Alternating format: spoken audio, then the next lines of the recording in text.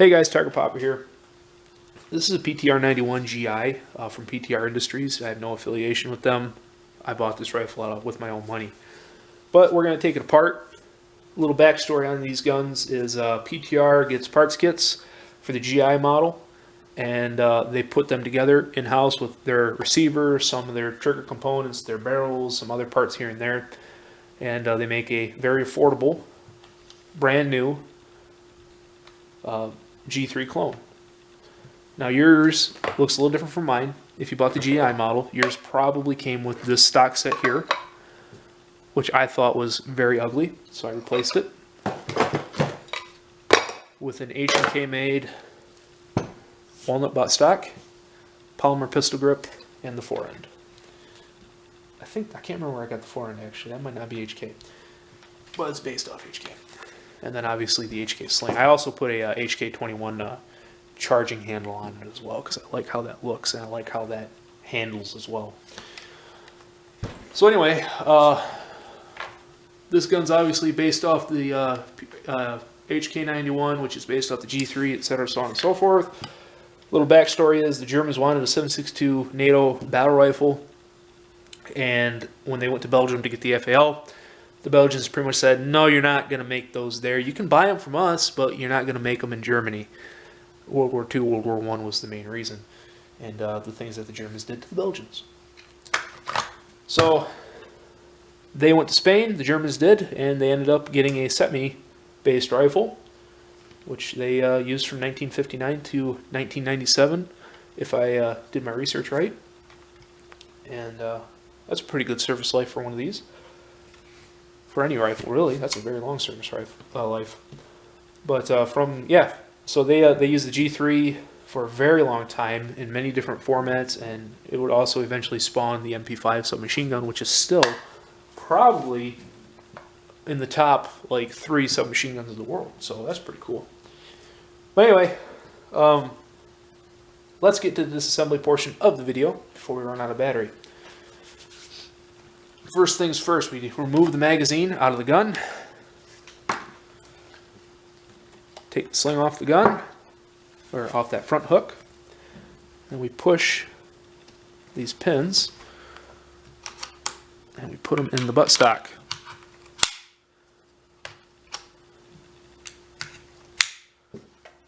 So what you do here next is you take your thumb, put it on the rear sight, and you start pulling back, like so. Set that aside. Now, I guess we can look at the buttstock a little bit. You can see your buffer in there, your mainspring, and the cap that your stock is actually mounted to. There's no reason to take this apart unless you're replacing the buffer in there with like a higher end buffer. But this stock set that I bought from HK Parts, if I remember right, it already had that advanced buffer installed. I can't remember though. And then since this gun here is neutered by the ATF, it has a shelved lower. All you gotta do is just pull it off. A non-neutered gun will have a hinged lower and a full auto parts and a full auto trigger pack. So to take the trigger pack out of the gun, just push up on your safety, draw the safety right out, grab onto the trigger pack, and pull it right out. There's no reason to take this apart. You can get in there with Q-tips, you can get in there with a toothbrush and some air to blow it all out. This is one of those things that you are just better off leaving alone, in my opinion. From here, you don't have to take this apart at all, really. You can take off the pistol grip if you want to, but there's really no reason to unless you're going to replace it. Just going to take that screw out, and I know this is not a hollow ground gunsmith screwdriver. No big deal. Take those guys, set them aside. Your pistol grip just slides off from the skeletonized lower. You can set that aside. And there's that. Next, what you're going to do, there's a pin right here that's holding your forearm onto the gun. Push it out, and just like on the buttstock, you pull that out, pull down on your forearm, and since this is the wide forearm, not the standard slim one, I have to be careful here and pull it forward before pulling it off the gun. because this part of the forearm goes over part of the receiver right here, where this guy does not. Now if you want to retain your pin, just put your pin right in there like so. And then, to take the bolt carrier out, take your charging handle, unhook it, give it a bounce back, lock it back into place, and your bolt carrier comes out of the gun. Now you don't have to go any further than this. I'm not taking the charging handle off, it's kind of a beast. I'm not taking the rear sight assembly apart because this gun is zeroed. So from here, you're good. Now to take apart your bolt carrier group, grab onto your bolt head, just turn it clockwise, and then pull it forward and off. There's that. We're not taking this apart either. So if you came here to see that, I apologize. Now to take your locking wedge off, push down a little bit, and then turn it until the lug on the locking wedge lines up, this lug right here lines up with that keyway in your bolt carrier. And then you can also pull your firing pin and its firing pin spring out as well. And that's it. There's not a lot to these guns. They're pretty simple. And honestly, in a field condition, this is probably further than you would really need to take it apart. Maybe back at base, you'd take it apart this far to clean it out, but out in the field to get it, you know, some remedial action, this would be pretty far. You'd really have to be pooping the bed to have to take the gun apart this far. So anyway, we'll put it back together now. Drop our firing pin and its mainspring back in. Take our locking wedge, put it back over the firing pin, put it back into that keyway, and then turn your locking wedge until the lug is opposite of the keyway in the bolt carrier. And then at this point, you don't want to turn it like this because you'll just lock it on the anti-bounce lever. So what you do is you just pull forward on the bolt head until this rim piece right here is just barely touching that rim in the bolt carrier, and then you just start turning until it's back into place. Now if you accidentally lock your bolt head on the anti-bounce lock right there, don't worry about it. Don't push down with it on the lever. Don't try to fight it or nothing. Don't try to pull it apart. Just take it, turn it, pull it forward, and then reinstall it. And you're good to go. From here, we will actually reinstall all the parts onto our pistol grip assembly and our trigger pack.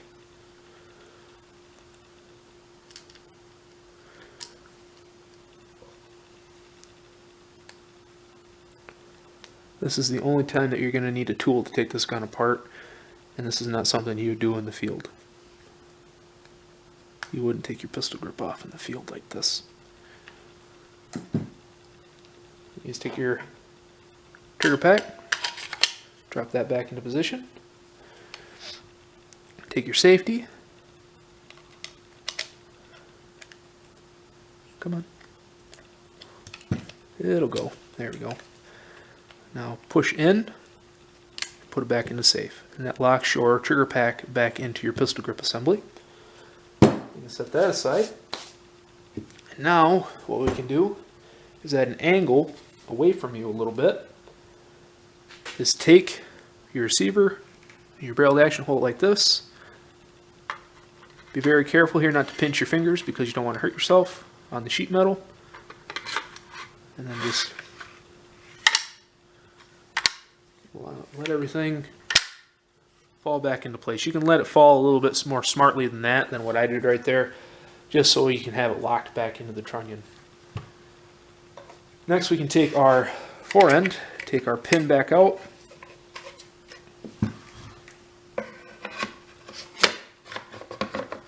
Obviously my forearm is a little different than yours if you have just the plain GI model. with the plain GI model, getting your forearm back on is a little bit less of a hassle.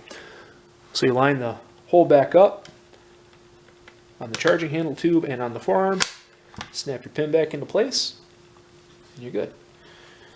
And it's that simple. Then you take your neutered pistol grip assembly, put everything back into place. And there's that. Now, the only thing keeping this on is friction, so don't go flinging it around. Then you take your buttstock.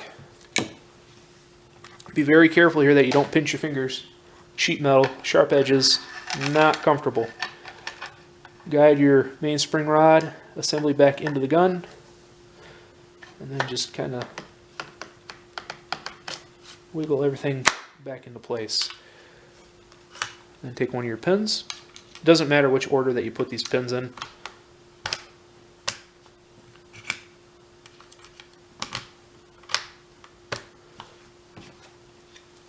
Reattach our sling.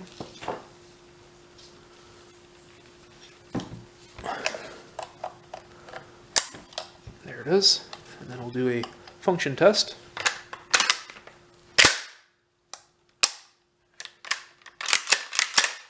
Oops. There we go. Rolled the charging handle home, didn't let it seat all the way. And there it is. That's the PTR-91 from PTR Industries. Completely disassembled and reassembled. Very simple guns. The only time you need a tool is right there. And that's not something you do out in the field or through normal maintenance anyway.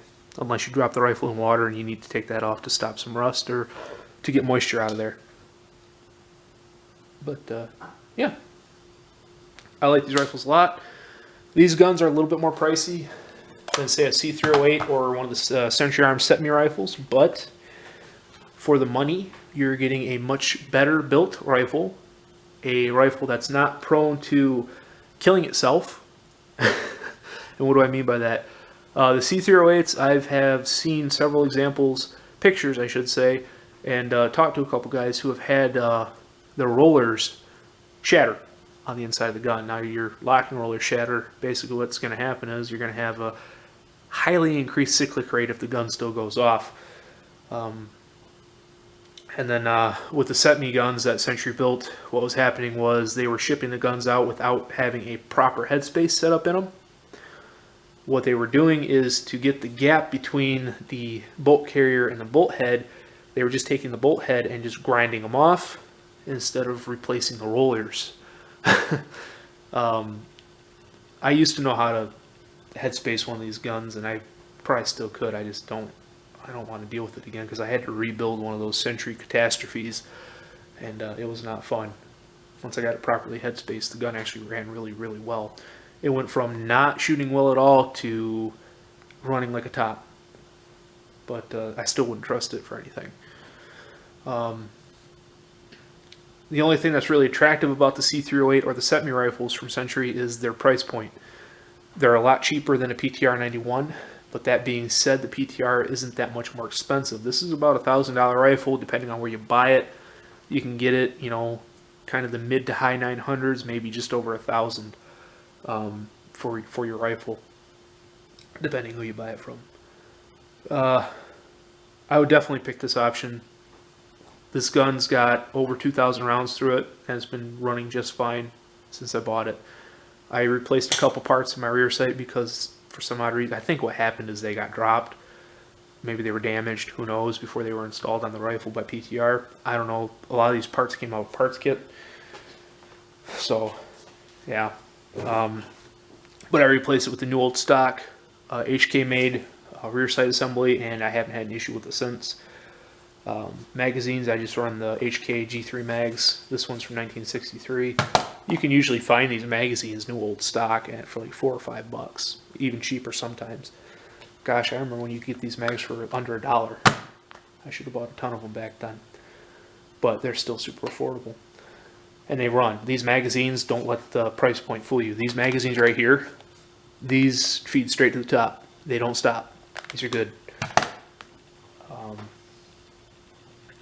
Compared to like the FAL or the M1A, if you're trying to decide between one of the big three Cold War era battle rifles, if price is an issue for you, then you should probably definitely go with this gun because it'll run any kind of ammo.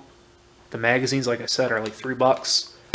This gun's like $400 cheaper than the about $400 to $500 cheaper than the M1A, and about $300 to $400 cheaper than the DSA FAL, depending on which model of those you want.